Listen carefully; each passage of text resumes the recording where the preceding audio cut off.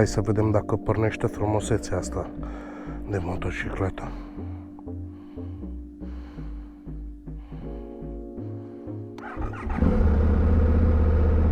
La sfert de cheie. Sunt 10 grade afară. Ok, deci ne plimbăm.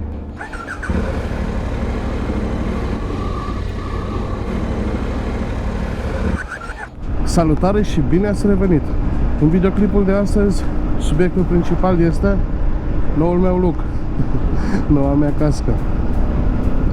Băi, cum puteam eu să fac ceva fără să existe alte probleme? Stai să închid ăsta, că îl simt că îmi bate în gură. Cum puteam să fac eu ceva fără să întâmpin probleme?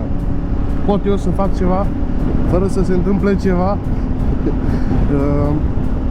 M-am grăbit și am cumpărat o montură din aia de prins aici în față pentru GoPro și am găsit ceva aftermarket, nu foarte scump, 60 ceva de euro, cu transport a costat acea chestie.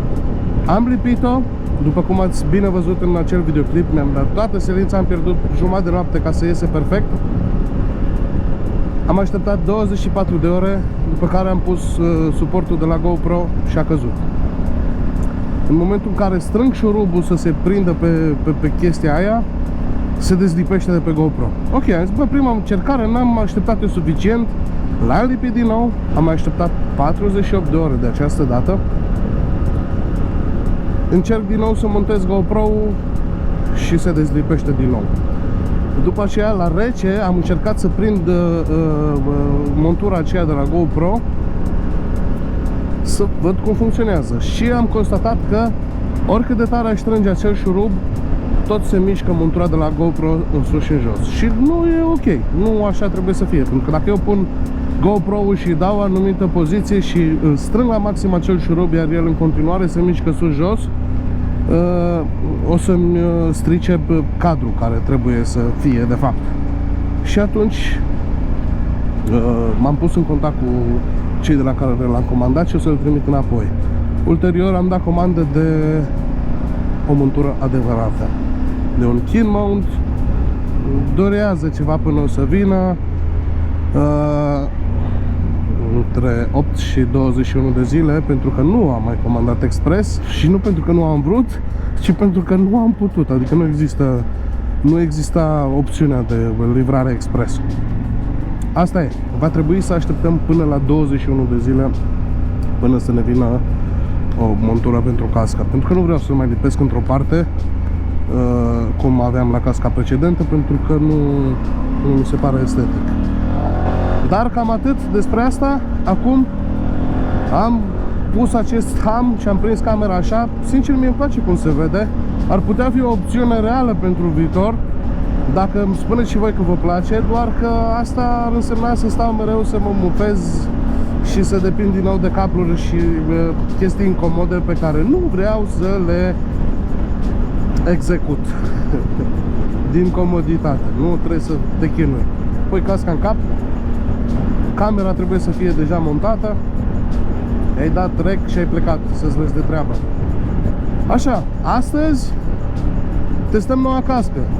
Asta e problema mea imensă, că aștept de 6 zile. Astăzi este a 6-a zi de când tot aștept să pun camera pe cască și să facem o probă împreună.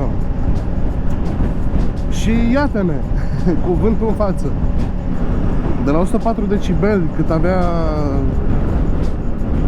zgomot înregistrabil cealaltă cască, aceasta ne promite că sunt doar 96 de decibeli.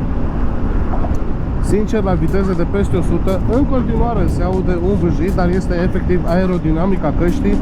Nu mai simt să mă deranjeze cum mă deranja la cealaltă cască. Cu toate astea, acum trebuie să vă spun că pretențiile mele sunt de neatins. Sunt ceva mai liniștit, la viteze mari. Eu am mai făcut o tură cu casca, pentru că am avut treabă și a trebuit să merg. Și am ales să merg cu această cască. 150, cum spuneam, se aude acel vânt care se freacă de cască, dar nu mai este direct în urechile mele. Spuneți-mi și voi cum se aude. Și să nu uităm că avem și acest parbriz care ne protejează de vânt. Eu, per total, sunt mulțumit. Nu sunt complet satisfăcut, nu este ceea ce mă așteptam eu, să fie complet liniște și pace la mine în cască.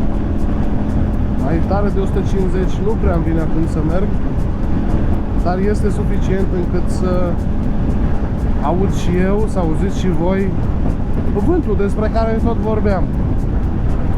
Păi ce să mai... Asta e.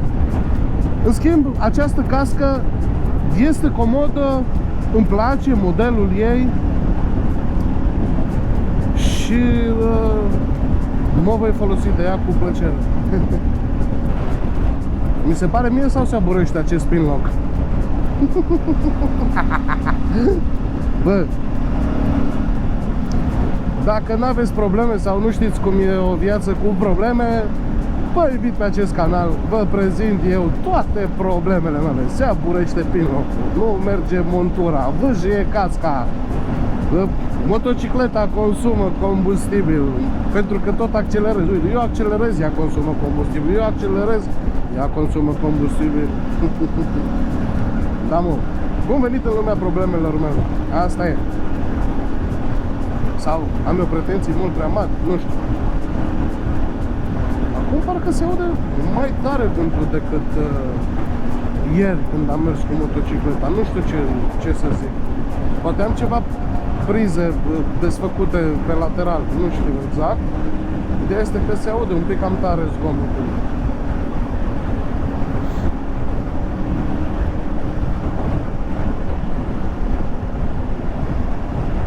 Lăsăm așa un pic de contumat și asta e închisă. Unde ești? Asta e închisă.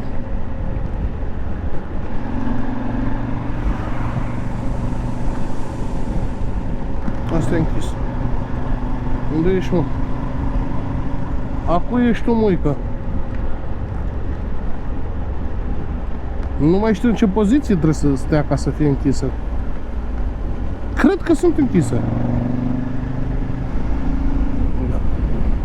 Da, ăsta este ori pe interior. Pinlock-ul meu se aburește.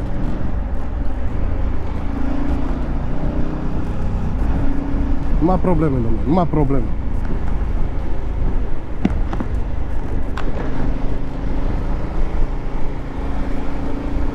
Da.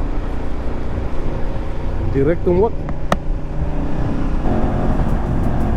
Nu știu ce am făcut, dar parcă s-a făcut liniște în cască. E ceva mai bine. Ce-mi place? Ce am observat, uite, că ridic așa viziera, cum îmi zboară aburii de pe ploaia de pe cască. Se duce toată în jos. După care când las cap așa în jos, vin înapoi de sus, din jos în sus. Am observat asta data trecută când am mers. E interesant. Interesantă aerodinamică. Și interesant cum de mi se aburește mie în pinlock-ul vieții.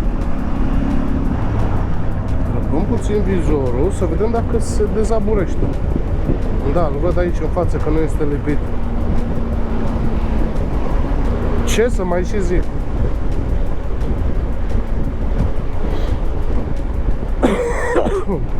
Nu știu eu. Nu am suficientă experiență. N-am stricat 6 pinlock-uri până acum. No. Eu? Se pare că nu am învățat. Sau nu m-am uitat la tutoriale. Vă fac eu tutoriale de cum să vă stricați pinlock-ul. Așa nu.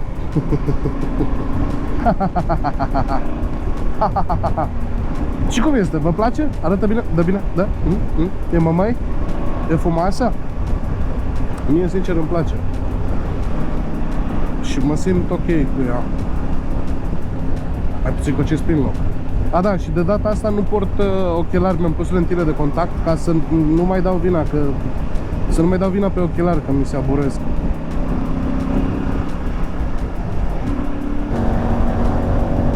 Cam asta e, în 170.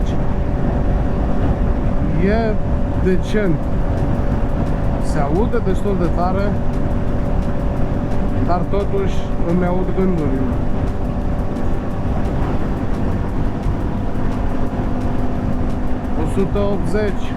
Movo 180 LS2 Explorer Carbon MX701. Doar te bagi în fața mea, nesimțitule, de la München.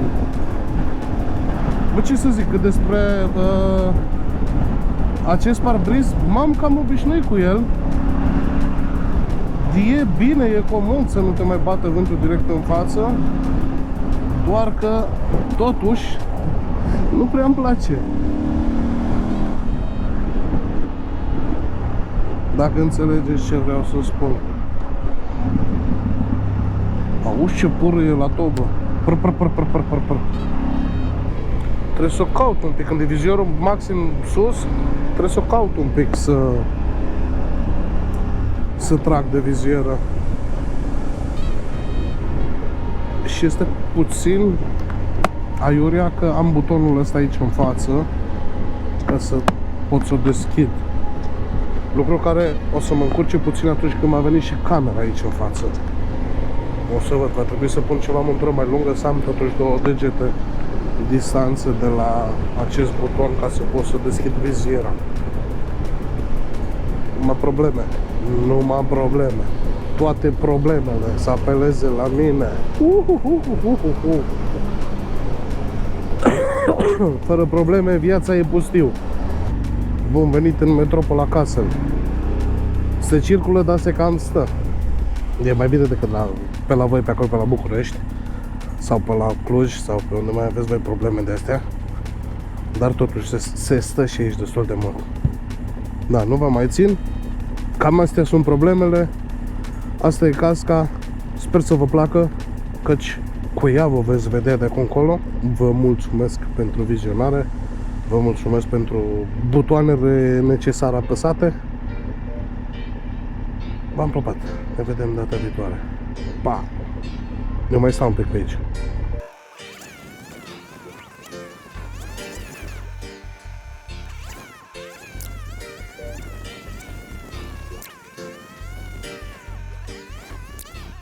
Nu pot să cred, nu sunt singurul nebun. Mai este cineva care merge cu motocicleta. Oh, yeah.